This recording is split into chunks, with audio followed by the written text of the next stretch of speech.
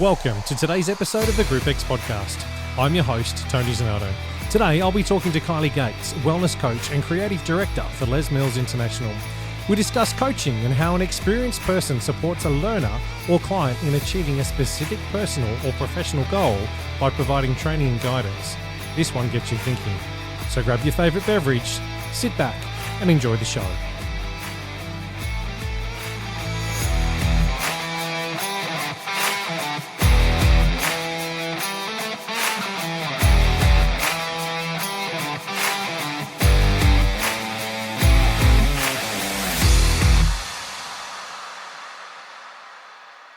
Kylie, thank you so much for coming on the show and having a chat with me tonight. I greatly appreciate your time.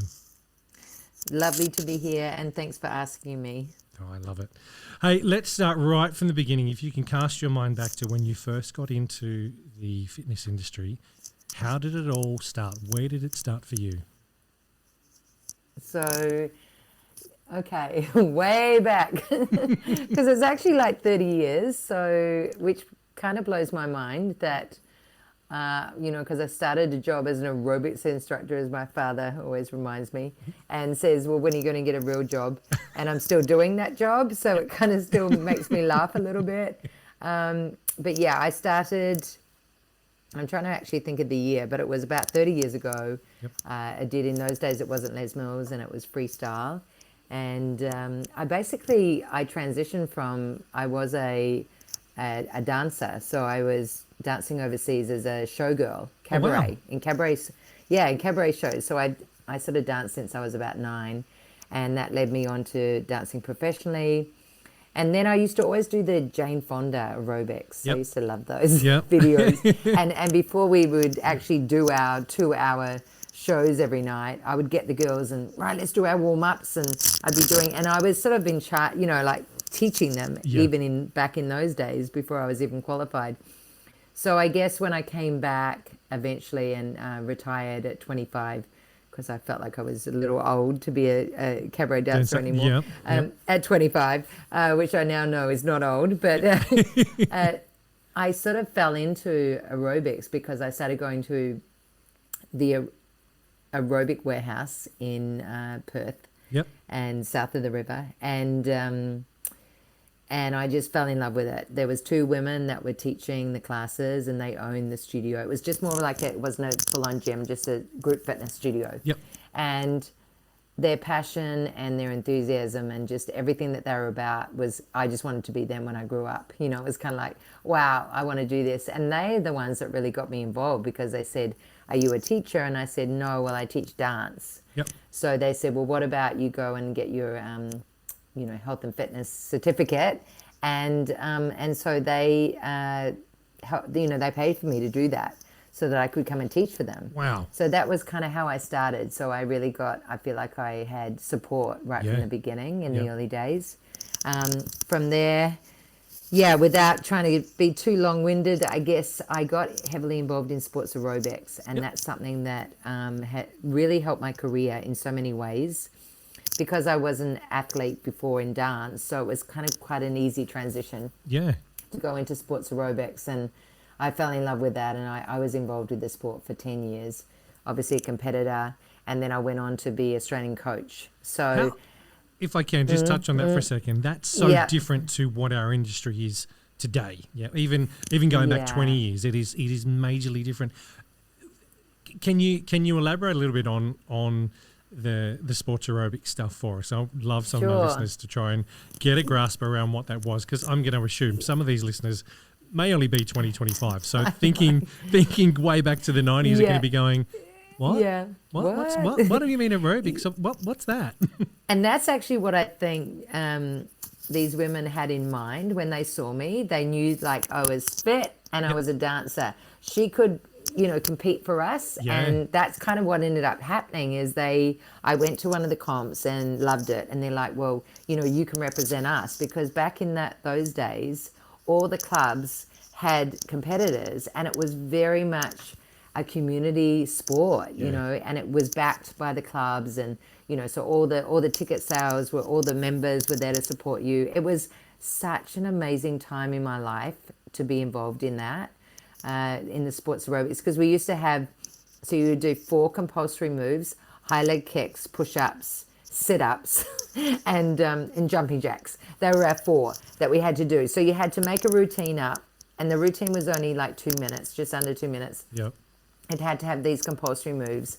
And then you're trying to do sort of gymnastics and flashy tricks and dancing and, you know, but it was just, I was in, predominantly I did 1 year of women's, and then I went into mixed pairs because I loved working with someone and, you know, just that, like we could do more tricks. I thought that was fun. Yep. So we went on and competed at the World Championships and got 7th in the world. So congratulations, that's fantastic. Yeah, we had a great career, and that, I think that alongside, and that was before the Les Mills days when I was doing that. And I think that it just all contributed to my success as a teacher. Yep. Because I think, you know, you are quite visible, because in those days it was also very, very much on TV, and, you know, we had sponsors. It was quite a big deal, to be honest. When I think back, you know, we had a clothing sponsor, we had a fake tan sponsor, you know, because of course you had to have the fake tan, and all those, you know, those, and the leotards and everything in those days. Your fitness level, I mean, I've only seen, you know, clips and stuff that you see on YouTube that people post on social media and stuff, and even if for 2 minutes, that is an intense workout. That is full on for 2 minutes. There's a whole lot of jumping and those high kicks. I mean, they're up here. They're up around your neck, your head.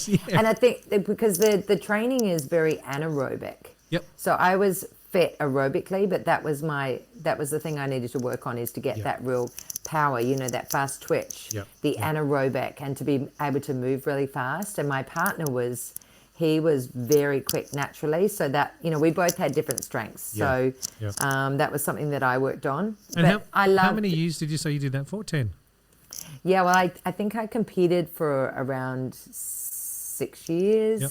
I think it was around that. And then the last 4 years I went in, and I coached the whole way through that. Yep. But after that, I just wanted to give back to the sport, because it gave me so much. Like, it gave me so much joy and challenge, and, you know, just all the things that it brings, like discipline. So you learn so much about yourself when you are competing at that level. And, you know, in those days, I was competing against Lisa Osborne and some of the big, you know, names in the industry. So it was just a great time. I think it really, you know, I was teaching freestyle classes, making up my own choreography, and then coaching and doing that on the sidelines as well as my own training. And, you know, it was full time, always aerobics. Love it. So that's all started back in the 90s at the aerobics warehouse. Yeah. Wow. And then so after, I'm trying to think like dates, but basically I saw Body Pump at a Filex when I did actually do some time over in Sydney, because I wanted to, you know, be better as an instructor. And I thought, well, I'm up here in Perth. I've got great instructors, but I knew that if I wanted to go that next level, I needed to get over to Sydney, work with Marcus Irwin, Michelle Dean, all those top freestyle instructors. Which I did do that, and kind of burnt myself out, which is what you do when you go there for a short time and teach 20 classes, you know. But they were great time. But at that Filex, that's when I saw Body Pump. Norm Phillips is he's the one that was the trainer in Perth, and he said, okay, do you want to be the trainer? And I was like, it was basically a conversation like that, because I was already presenting freestyle, you know, workshops and things.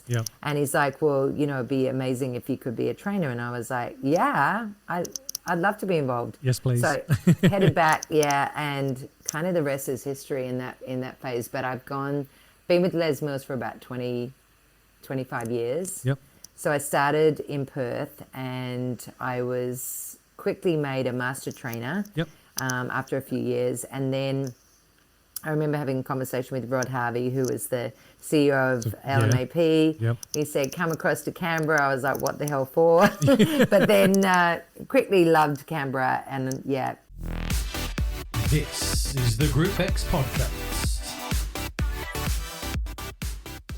Can I take you back to the initial training that you would have gone through for Pump? way back then. Obviously very different to what it is now. And I asked that seeing as though I've just chatted to Pete Manuel, Sharon Susie, and also Karen Russell as well, who have also said that they were sort of in the early stages of all of that as well. How was your experience with that early style of training? I mean, you'd obviously had your background from freestyle and your experience with dance and that. How was Pump? That was would have been something totally brand new, because it's this program that's come along that's pre-choreographed. Yes. Someone's done the hard work. Hang on. So one of the things that we say right now is obviously you don't get on stage until you've done your module. Yep. Well, I was actually on stage before I'd done my module. So there you go. That's kind of how I started, because Norm actually trained me in Pump, and I had the videos and everything. And then I started teaching, and then 3 months later, Steve Renata, who's one of the original 5, came to Perth, and he trained us up. And I just remember we did the 3 days back to back, and it was, it was full on. Like it was, I think we're quite kind and gentle to instructors these days. It was kind of like, all right, roll up your sleeves and just get to it. It was definitely, it was one of those modules that, and I think still to this day, I believe the modules, they're life-changing. They really, they push you to the edge, and you either sink or swim, but they are things that you remember in your life. They're milestones, they're those modules. And I remember that one. I still remember the hill climbs, the hill sprints that we had to do. Yeah, in the challenge. You remember those things, and you almost remember, you can feel your body. It's almost like going, oh, God, I remember that. But what was funny about that was the next day, after we did the module, Steve said, oh, I'm coming to your class. And I just about vomited, because I was like, oh, my God, like the trainer, the master trainer, the dude from, New Zealand is coming to my class. And I kind of get it now, because I remember him saying to me, I'm just coming to do the workout. I'm not coming to assess you or anything. And I say that to instructors now whenever, they see me, they kind of just about die. And then I'm like, hey, I'm just here to do a workout. Don't worry about me. I'm just going to be over in the back corner, And but the whole time they're just staring at me, So I understand where he was coming from now. And but I got through that one. So I sort of just thought, just forget about him. He's over in the corner.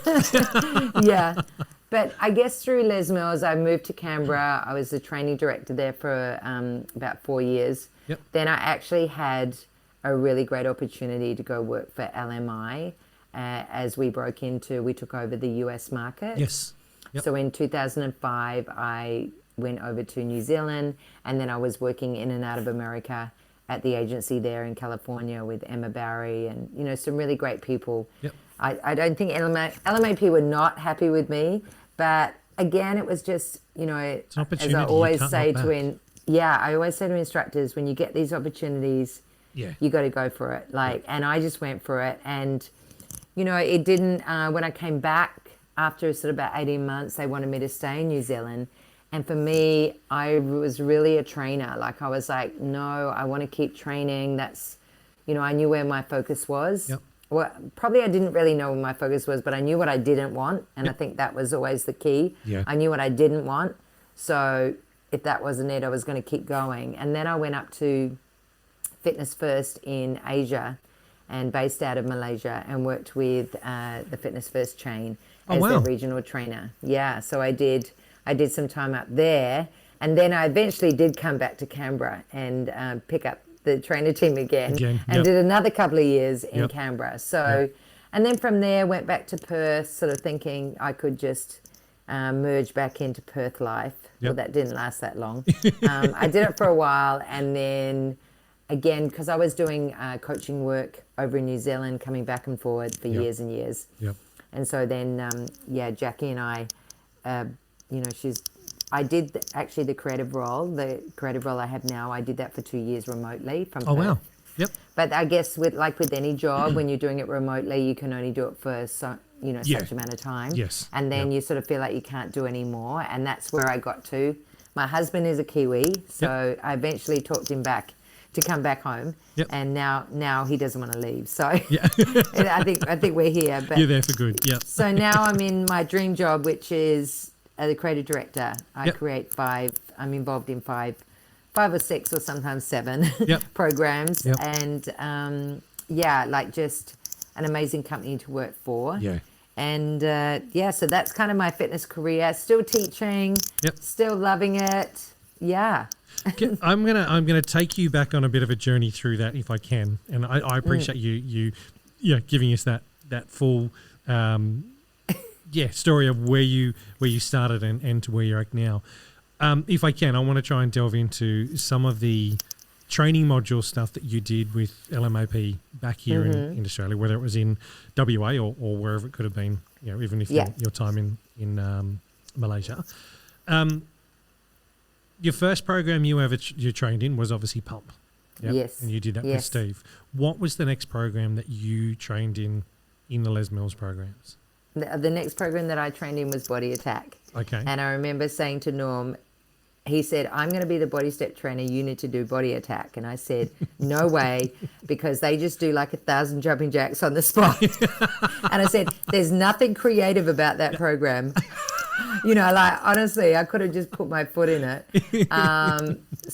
Body Attack was my next one. And that was a big love for a long time. Yep. Yeah. Yep.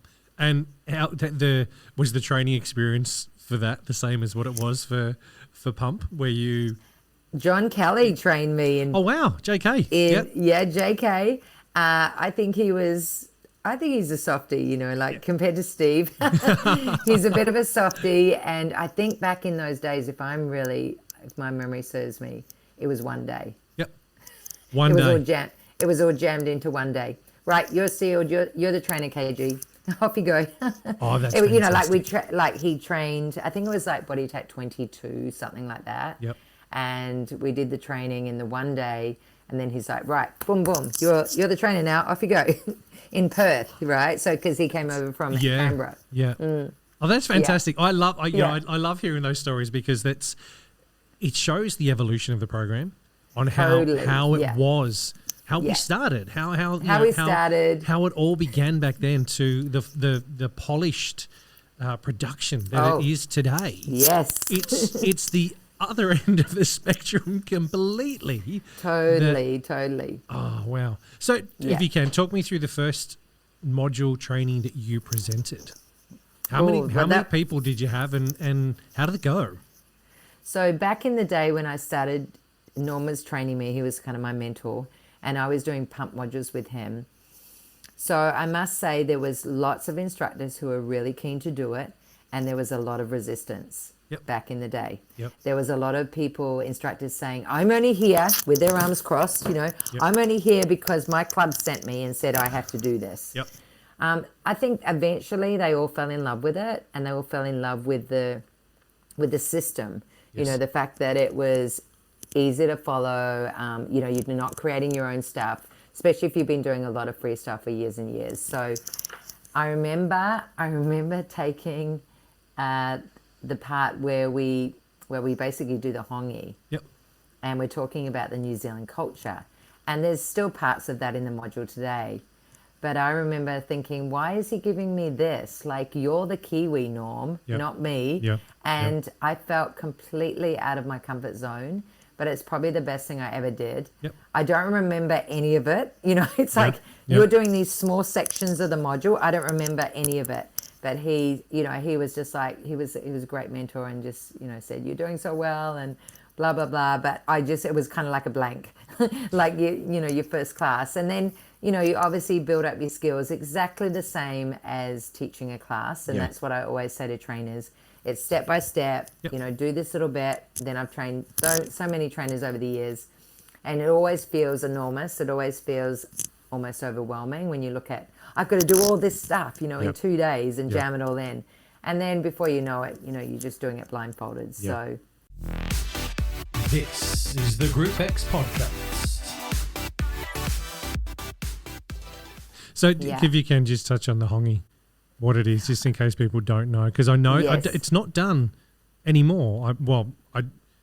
I should rephrase that. When I did my last training for Grit, I don't believe we did it Yeah, I then? think now it's kind of optional Okay. because, Yep. of course, we are a global company now. Yes. But it's basically the greeting when you come to New Zealand, Yep. and you're grabbing the forearms, and Yes. then you come in, and it's And a nose press. yes. Yeah. Yep. And it's really intimate, and I actually find it beautiful. And there's the lowering of the eyes as well, so Yep. it's just in respect to the other person.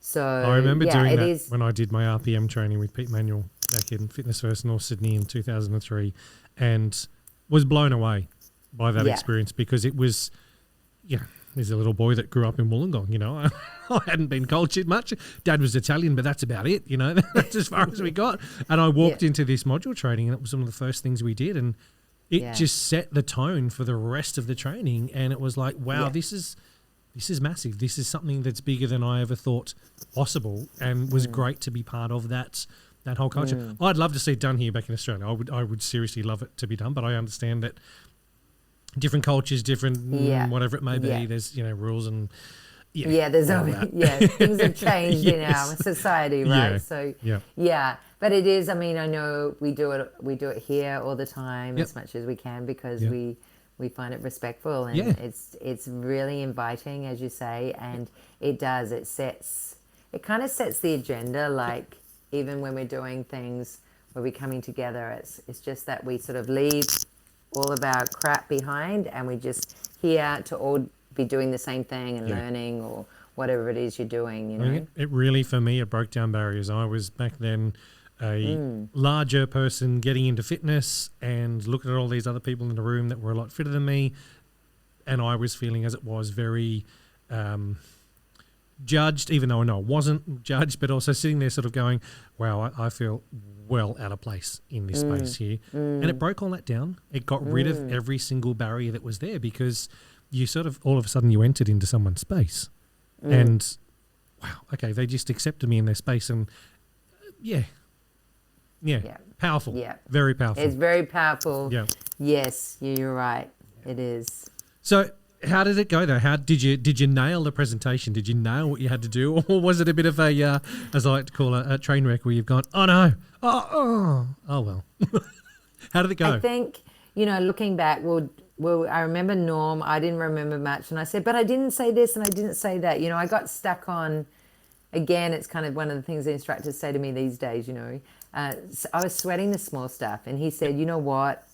He said, I can't remember the exact words, but it was like, you have magic. Yep. You just need to believe in yourself and get out there and spread it, know. And I think that was what I needed. I didn't need oh, yes, you didn't do this and you could have done that a bit better. And, it was like, he just knew what to say. And I learned a lot from him, from being a mentor in that space, because, we can all get stuck on the detail and we lose the big picture. Yep. And, often with instructors now, I say, so what went well? What was the thing that really rocked today, So rather than feeling like you're always focusing on the things you have to fix. Yeah. And remember, we don't need to be fixed, but it's, I like hearing that, because some of the guests that I've had on the show have, when they've gone through the process of becoming a trainer and presenter, will go home and some of them have studied that module booklet, inside out and back to front, and can regurgitate every single word verbatim in there and get up there and don't hit the mark. They've got all the content, but they haven't landed it. And some of them have said, and which I've really appreciated hearing, is the fact that it doesn't matter how you get there. You get there in your way. Yep. You know the content. You know what you've got to get delivered. It doesn't matter if you're not delivering it verbatim to what's in that training manual in front of you, so long as the outcome is the same. Everyone's journey from point A to point B is going to be different. And each trainer is going to have a different way of doing it. The content and everything's the same, but that outcome is what it's about. And I think, it's often not what you say, it's how you say it. Yeah. And for me, it's about, I'm all about feel. So it's what you bring. People can sense that. People get a feel of that. They go, this person loves what they do, you know.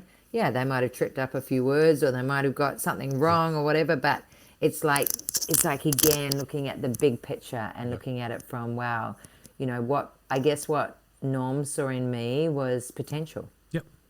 he just saw that potential, and he said, you got to keep going. You're going to have a few knockbacks. You're going to, you're a perfectionist. You come from dance. You're so disciplined. It's been your whole life is discipline. So you're going to, pick yourself apart. Just give yourself, a pat on the back at the same time. Yeah. Exhale and just go, you know what? Exhale. Yeah, I love it. So pump, then attack. Then the dreaded, was it the dreaded lurgy? Yeah, it was. So it sounds terrible now, but it was body balance. And so, get the call up from Canberra. You're going to the body balance module now. Yoga and me, I was like, well, I used to teach stretch classes in Sydney. I said, okay, I'll give it a go. Rock up to the training. All my friends are, my friends are doing it as well. So that was fun. Yep. Number one. And then number two, the trainer was a beautiful yogi from Canberra. And I actually can't remember her name right now, but she was like a traditional yoga teacher who they had sort of selected her, I guess, and then, she's gotten involved with body balance. And that was fantastic. But then on the Monday, I really enjoyed the module. I remember I had the balance track. It was Body Balance 4. So we just filmed Body Balance 97. So I've been doing it a while. Yeah. And I remember I really enjoyed the module. Got the call on Monday. You're actually going to be the master trainer, not just the trainer. Excuse me. It's like, knock.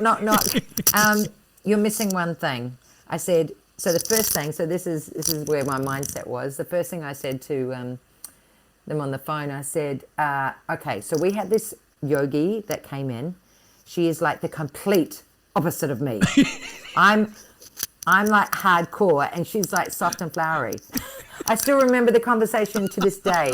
I remember, and I said, so it can't be me because you got the wrong person. Yeah. I said, I'm pump, I'm body attack, but I am not body balance. Anyway, they persisted, as they do. They persisted. No. You're going to do body balance. Yep. What ended up happening, because I got so busy because I was doing modules every weekend, we also got another body balance trainer who, to this day, hand on heart, she honestly just matches perfect to the body balance essence. Yep. Which now I know comes in lots of different shapes and sizes and feels and looks. Yep. But at that time, I remember just thinking, that soft and flowery, that wasn't me, And Justine, another colleague, became the body balance trainer, and I was like, almost, she can take the modules. I'll just do the quarterly presentations or whatever, but it didn't always work out that way. And then, as it's turned out, yoga has completely transformed my life. Yeah. It's been like transformational. I've done my yoga training. I taught, I was teaching a lot of yoga before I came to New Zealand. I just, don't have, because you need to put a lot of time and energy into it. Yeah. And I follow a lot of... Not that I've ever done a yoga class. Well, I lie. I've done one, and I do believe that at the end of the class we did a bit of meditation, and I potentially may have fallen asleep, but I'm not going to, maybe I should just deny that. I'm not going to confirm or deny it. No, I always say to people in class when they say, I think I fell asleep and did I start snoring? I say, but that's a good thing. You needed to relax. You actually needed to chill out. Don't worry about it. And then, eventually you get to the point where, lying down doing meditation, I always, sit up. So lying down, even yoga teachers will say it all the time, it is recommended you sit up, not in body balance, because it's, like in a traditional yoga class, they will often get you to sit up because they know that the chances are you're going to fall asleep. Yeah. So, and that's all in all meditation apps and things like that. They always say, try and sit up because if you lay down, you're off. I think from memory, I'd finished teaching an RPM class, went and had a quick shower, and the class was on, and I was like, my PT client cancelled. So I was like, I've got time. I've never done this. I'm going to give it a shot. And, I still can't touch my toes properly. I've got long, lanky legs that are so tight from years of riding a bike that I need to get into doing yoga and Pilates. I need to do it. But even back then, it wasn't something that I focused on. But I do remember going in and having a giggle because I knew the instructor. She was part of my team up there anyway. But, I'm almost 100% certain that Yeah, there was a bit of Zed's action happening at the end. A great memory, It's though. all good. It's all good. This is the Group X podcast. So balance, and then which was next? Tell me you did RPM. Tell me you did cycle, or you did something like that as well. No, I think you need to guess the next one. Ooh, righto.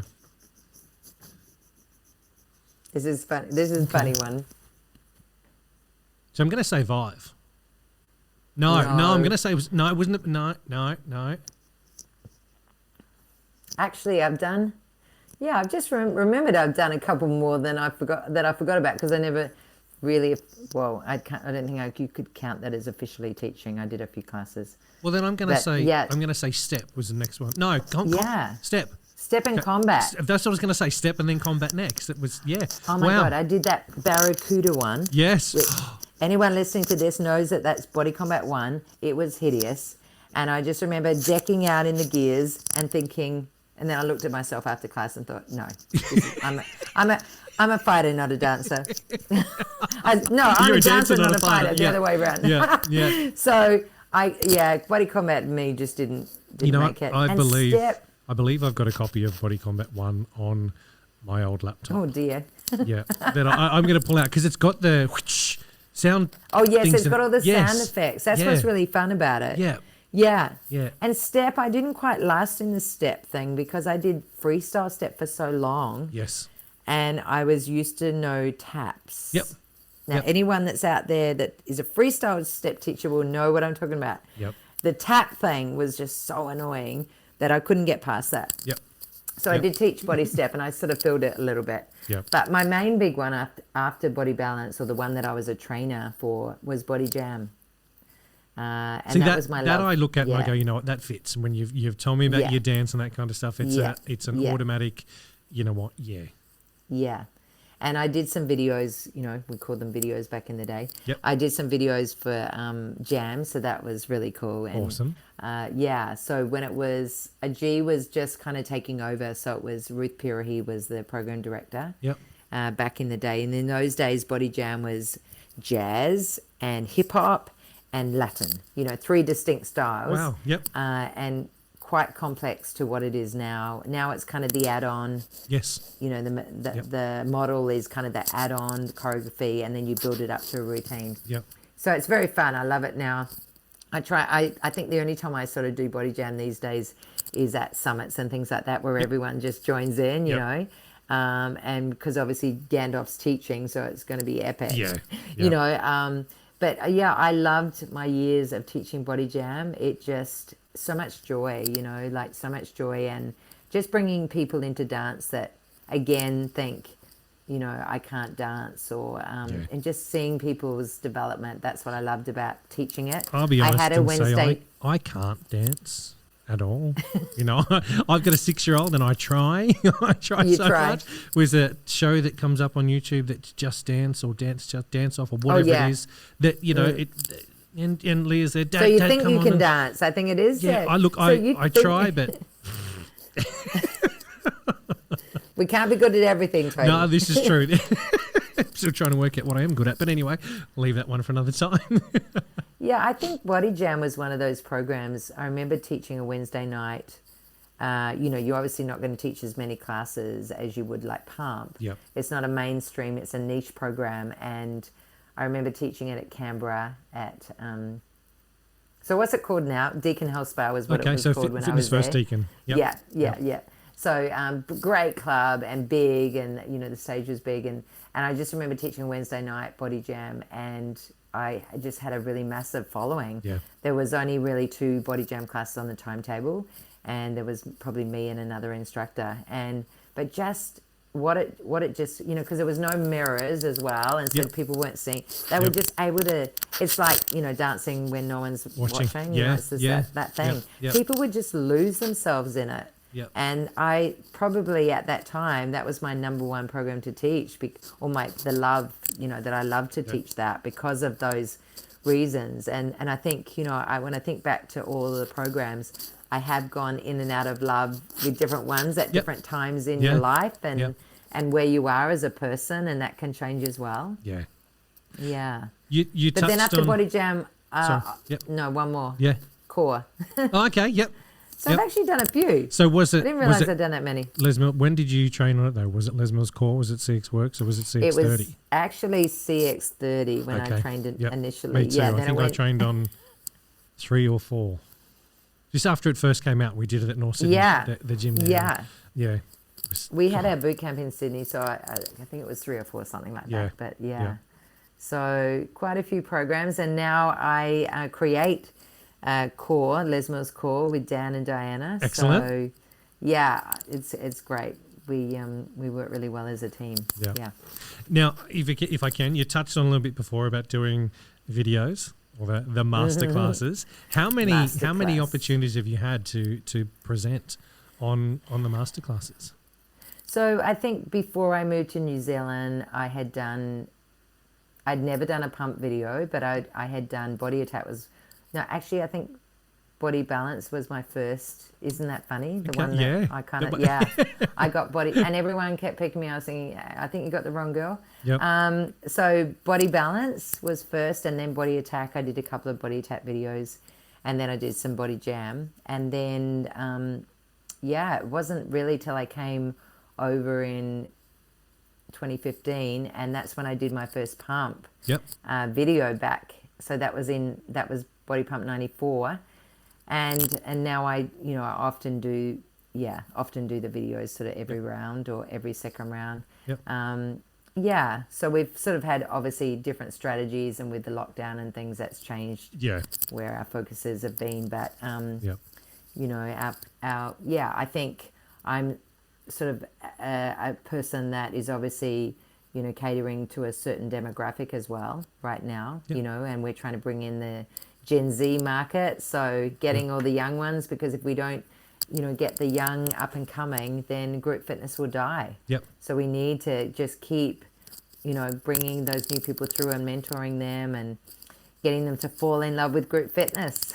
I totally respect and understand that. As a business, I completely understand that it's got to evolve and continue to grow. Otherwise, you're right, it's going to stop. I remember some of the chats I had with Sharon Susi telling me that when she first started, it was at the time when a lot of clubs in Queensland were about to get rid of group exercise.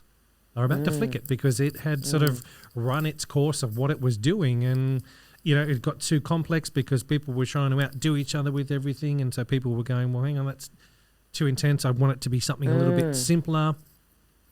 Then all of a sudden Les Mills come along and, it boosted all up again. And I think really revolutionised the industry, didn't it? Yeah.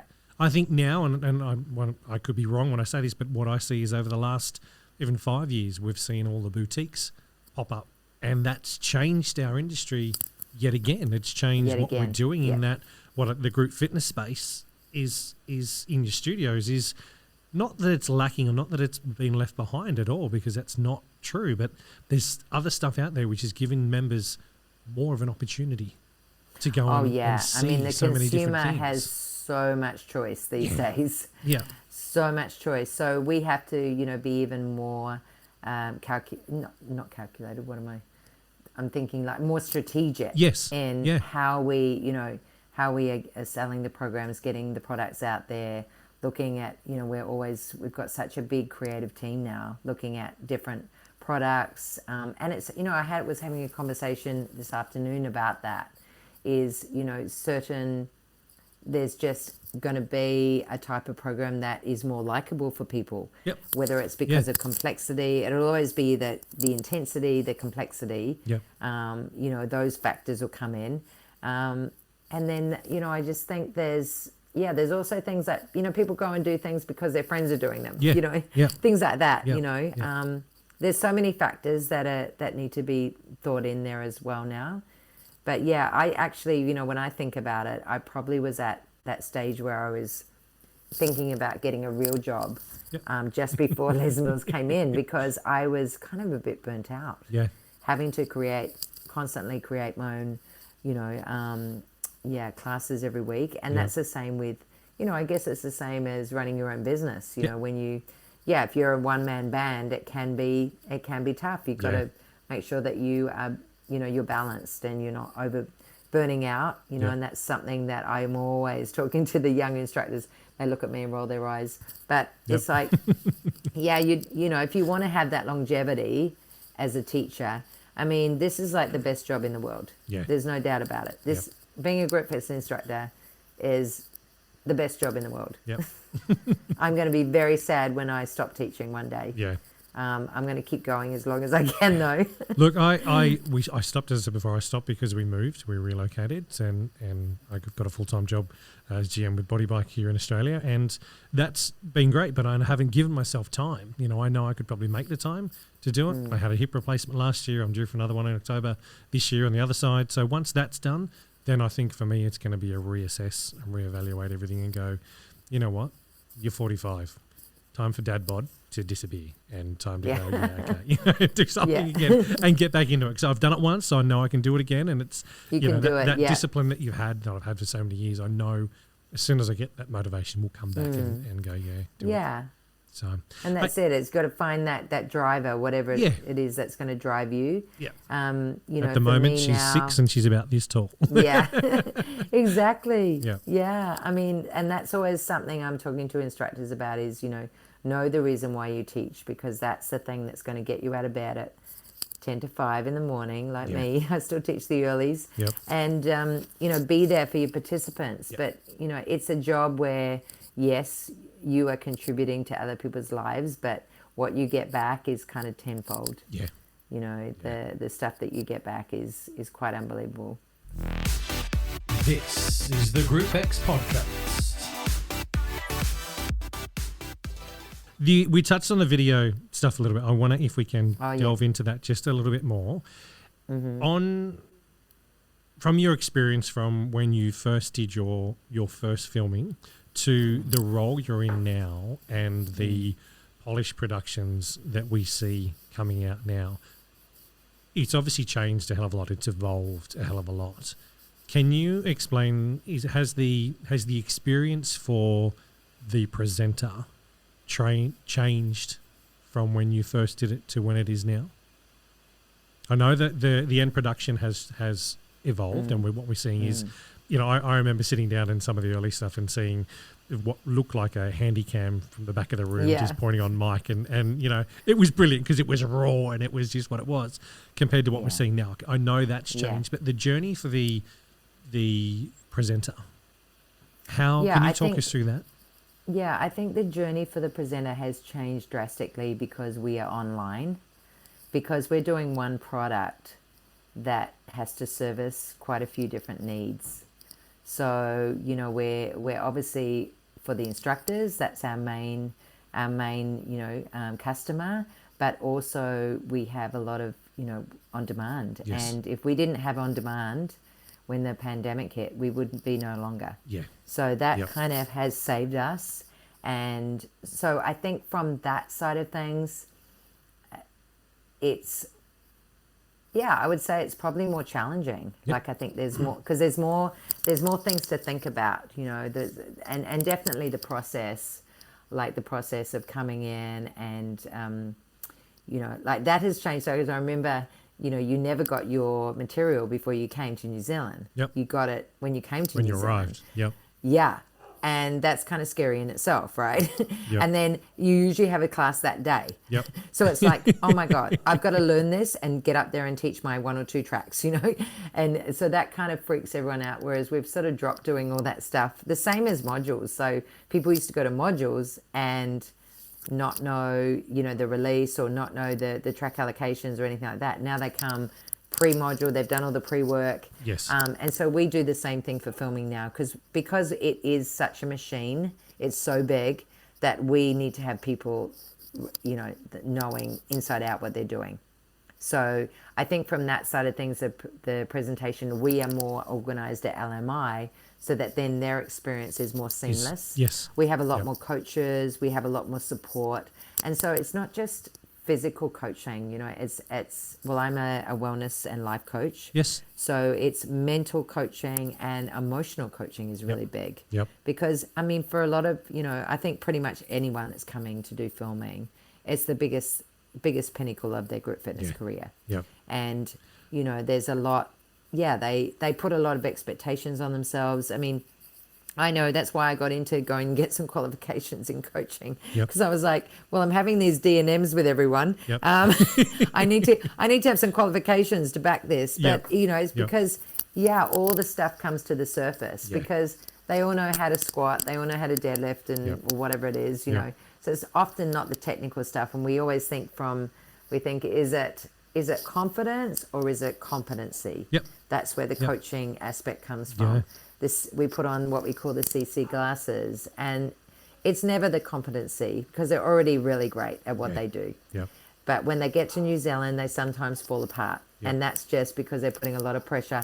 So what they need from the coach is actually confidence and that support. You know, it's not telling them to do, you know, a move better or something like that. So I think from that side of things, we've gotten a lot better in that experience. And I would say, you know, just like the module where it was quite hard, it was kind of fend for yourself. There was a little bit of that when I think back to my original filmings and how it is today. You know, it's not like we completely cushion everyone, because we want them, you know, you want to have a bit of challenge. But I think with challenge comes victory. So it's a balance of both. I think from the filming perspective, it's definitely a different filming experience to film to camera versus filming to a class. So I really enjoy both. But noticing, you know, when I watch myself back or watching other people, I'll just speak for myself. When I watch myself back, I'm a people teacher. So that's, you know, like I watched myself in, like, just for example, 93, and I had people in front of me, and I kept sort of almost just distracting them, you know, because I was like, you're looking so good, you know, and just having fun. So I love that whole people thing. But I understand, you know, the to camera, but I really do like the to camera. I think the main thing for me is to, you know, I've always right from my back in the day, those videos, just wanted to be myself. You know, I think that's pretty much what most of them want. They want to grow, they want to learn stuff, but they want to show up. You know, when we say you know, when you get the video, when you go back home and you get the video, what do you want to see? And it's like, most people go, well, I want to see a version of, probably a slightly better version of what I am now, you know, amplified. And I think that's a really great answer, because it's like, then, you know, you're being true to who you are as a teacher, and not completely changing yourself just because you're doing a masterclass, you know, or video. You touched a little bit on wellness coaching. Can you give us a little bit more detail around what you're currently doing in that space, and how that is also, I suppose, relating to your job with Les Mills as well? So as I alluded to before, I sort of went and got my coaching qualifications, and back in when I sort of first arrived at 2016, I got those. And then I was, you know, just doing some coaching with one-on-one clients, started doing a little bit of that, and I realized that, I think it was making a change. But for me, because I'm so used to seeing quite a big shift in people, I wasn't getting the shift that I wanted as a coach, and I was feeling like I wasn't really creating an impact, or not the impact that I wanted. So I sort of searched around to do other courses, and found a holistic course, which is integrated wellness and life coaching. And that's my jam. It's so awesome. It's just more of, I think the biggest thing I love about it is it's giving people tools and resources so that then they can access these things themselves. And it's not it's about knowing what are the tools I need to do to make my life balanced. So from a mental, emotional, physical, and spiritual point of view. That's big. You've my brain just sort of had a little bit of a moment then of going and imploded. I mean that with all due respect. What you just said, my brain is trying to process all of that. I've never looked at doing any life coaching stuff or anything like that before. In the 20 seconds or whatever it was that you just explained that, then my brain has now gone, hey dude, hey, you listening? Hey Tony, you listening? Did you listen? because I think it's time. I think the universe sometimes sends you a sign to go, hey, you need to pay attention here, Tone, and need to find out more. So we may have a chat offline around that as well. It's something totally different. But that's wow. That's I appreciate the fact that you've looked at that and had and correct me if I'm wrong, but self-realization to go, hang on, I'm in this role, I'm giving these guys this feedback, but it's not landing, it's not giving them. I need to try and find something for myself that's going to help them, help me in that way, and that's brilliant. Yeah, I think because I've only ever done jobs I've loved. Yep. You know, I just kind of I can't rock up there and do something which I know is just not going to cut it. Yeah. And so for me, and with this these courses that I'm doing, and I'm certified as a wellness coach, and now I'm doing my master's because I'm just so love it. It's so amazing. So the whole process around it is that you are your first client. And I love that. So I don't give any tools or resources to the clients that I haven't tried. I've tried everything. And, you know, and then I remember one of my clients saying to me, so what happens when the coaching's over? What am I going to do then? It's like, but you are resourceful. You've got all these tools. You actually, you know, and I'm coming alongside you. So I think that's the big difference with coaching versus therapy or consultant, where they're giving you the answers. This is about empowering people, and that's what I love the most. It's getting people to get back in touch with who they are, because we all are resourceful and we all have potential. We just get out of balance and we just feel like, oh, you know, I can't do that anymore, I can't do that, you know. So it's all those little stories that we tell ourselves. And right now I'm really focusing on some group coaching, because that brings me back to my module days of facilitating people together.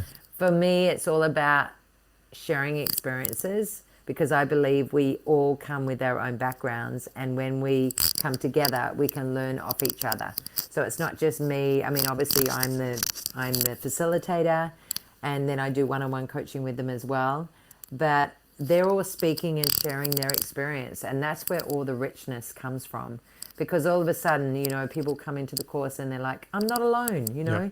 Okay, I thought I was the only one going on this hamster wheel, going round and round, you know. And yet someone else is speaking, and they're sort of then sitting there thinking, oh my God, that's my life. That's what's happening with me, you know. So there's a lot of, I do like the one-on-one coaching, but I love the group coaching.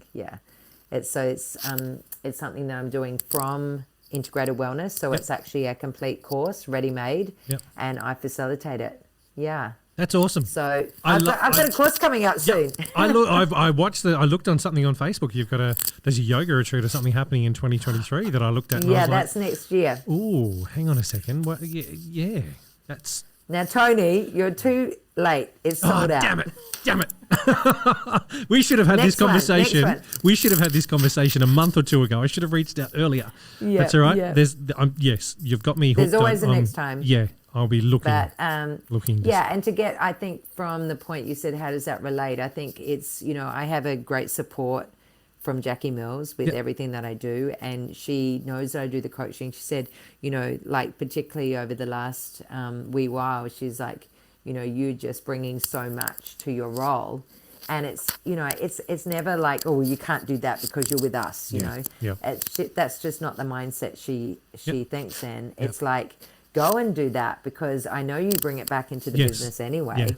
You know, and it shows up in so many different ways, and it's so healthy to have other things going on, not just put all your eggs into one basket, you know. I can totally relate with that. The guys at Body Bike have, you know, virtually given me so much support in getting groupx.com.au and the website and the podcast off the ground. It's not funny, because they know that it's going to help me do what I do for them during the day as well, and it just works hand in hand. And it's so nice to have an employer that actually gets that and understands that and wants to work with you to bring the best out of you, which they know is going to bring the best out of their own company as well. So that's so I feel very grateful that they support me in this, but it's a win-win. This is the Group X podcast.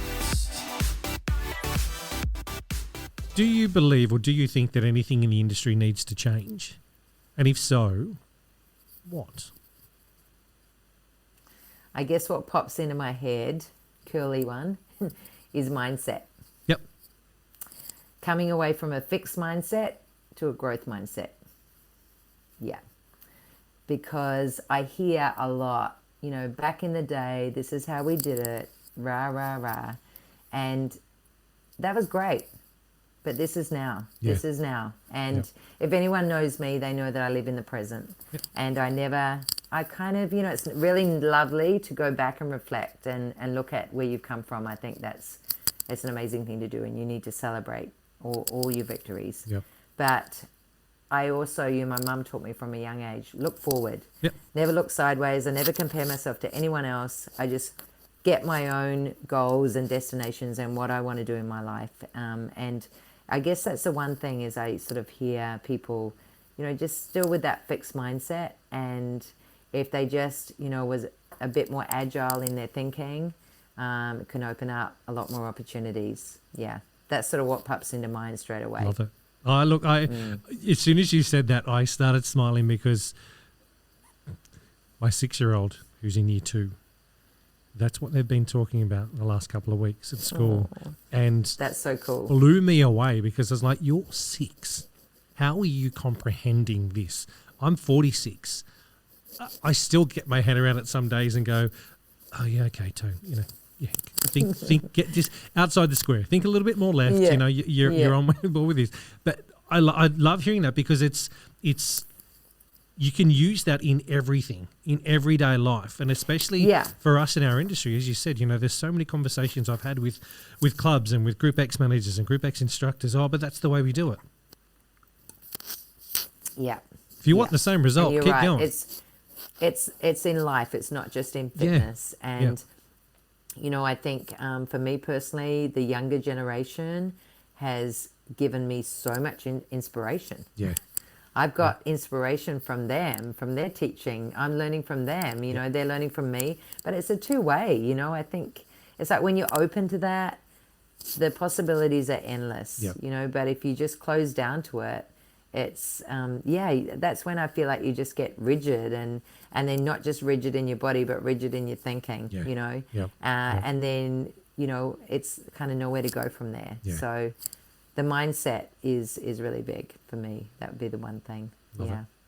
The last question, and we'll finish up on this one, is what bit of advice could you give to an instructor who's listening that might want to get into becoming a trainer or presenter? What advice would you give them? I guess, the advice I would give, if that's kind of a little flame that's inside of you going, yes, I want to do that, because I remember, I had that flame as well, is, what I was learning I wanted to pass on.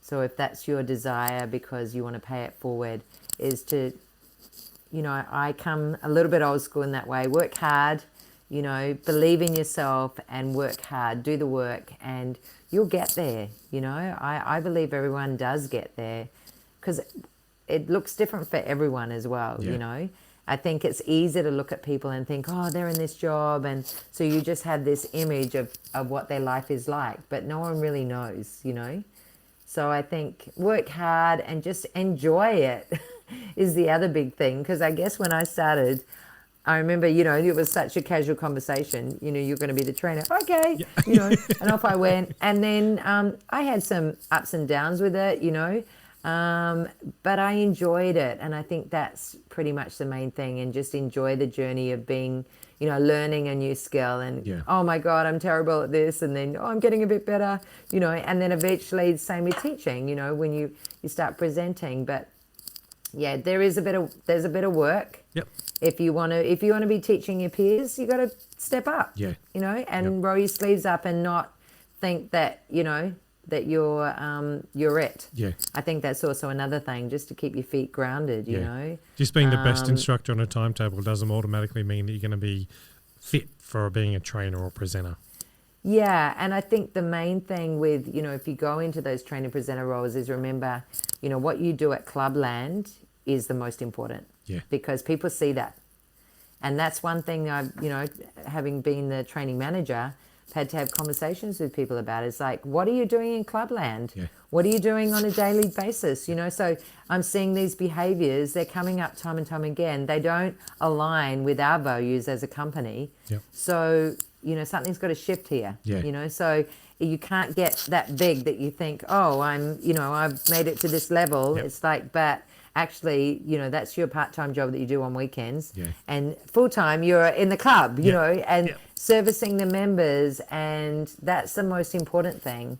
And I think, you know, you mentioned some of the names that you have interviewed, and some of those people, you know, I'm still in contact with and have huge respect for, because they are still in Clubland doing the work. You know, they're of service. They're people that are of service, and they're out there changing people's lives. Yeah. And that's what matters. And I think, you know, it is great to be a trainer, and it is awesome to be in those roles, but it's just as amazing to be an instructor. Yeah. Like, you can, it's what you make of it, you know, like I really believe it is the best job in the world. And, you know, what you get back is like 10 times outweighs what you give. Like, it's just such a great job. Yeah. So nice to hear that, because there's the in-club comment, and making sure you're the best in club is I suppose the running theme that I've heard from virtually everybody that I've had on to chat to, that, you know, saying, and that I love that message is coming through from you as well in the position you're at, because it's guys, you know, you guys that are listening out there that, you know, you want to get to this position of trainer or presenter, you need to make sure that you are firing on all cylinders in Clubland, because that's the impact you're making right there in front of those 30, 40, however many people, 20 people, 10 people, whatever it is, however many people you've got in front of you. They're the ones that are really being impacted on what you're doing. You can have all the passion in the world. If someone thinks you've got it, great, you might be able to step up into a trainer presenter role. But if not, it doesn't matter, because it's what you do on that Tuesday night, 6:15 p.m. class, or Wednesday night, or whatever time it is. That's where you're making the most amount of impact to the people in front of you, and that's really all that matters. It just triggered a John Kelly comment. He always used to say, "Hey, Gatesy, you're only as good as your last class." Love that. And I love it. And I still say it to this day, because it's kind of true, right? Yeah. You got to keep sharpening your tool belt, keep sharpening your tools, and you don't get that from just, you know, being flash. Like, you do that, doing the classes, and being with the people, you know. Yeah. Kylie, thank you so much for coming on the show and having a chat with me and spending an hour of your life chatting to this little boy in Wollongong, mate. I really, really do appreciate your time and your story. My pleasure. Thank you for having me.